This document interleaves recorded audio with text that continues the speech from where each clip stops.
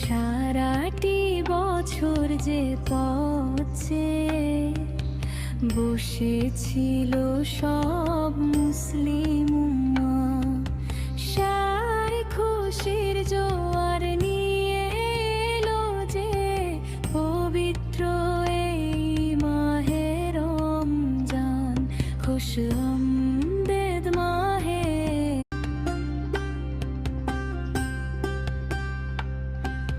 সারাটি বছর যে পথে বসেছিল সব মুসলিম